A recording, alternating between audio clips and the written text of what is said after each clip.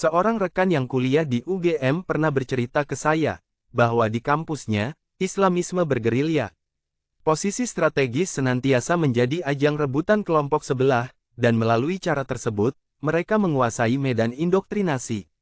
Gema pembebasan, misalnya, yang sempat jadi polemik beberapa waktu lalu. Atau tarbiyah, misalnya, yang gerilya politiknya lebih masif. Jika itu berkelanjutan, tentu bahaya sekali. Itu panggung bagi mereka. Padahal, secara politik, Juli mendatang, HTI sudah genap 6 tahun mati.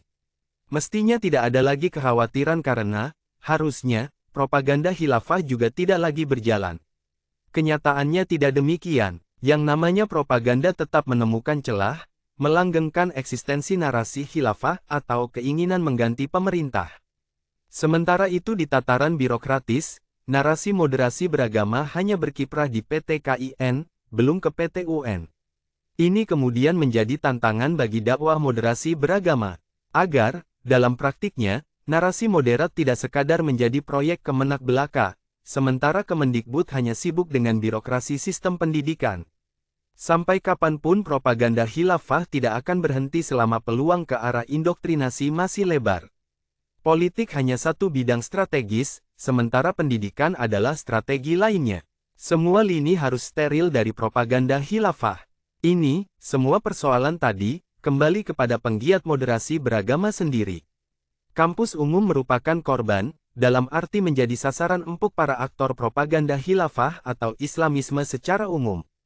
Kita tidak bisa menyalahkan UI, UGM dan PT UN lainnya, sementara pada saat yang sama, moderasi beragama berkeliling hanya di kampus keislaman saja.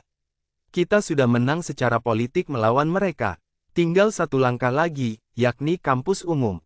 Itulah tantangan kita, waspadalah dengan propaganda HTI. Kehadiran HTI di Indonesia menggunakan metode propaganda dengan menerbitkan berbagai macam literatur radikal, menggelar kegiatan keagamaan, seminar, dan pelatihan untuk merekrut dan menyebarkan ajarannya.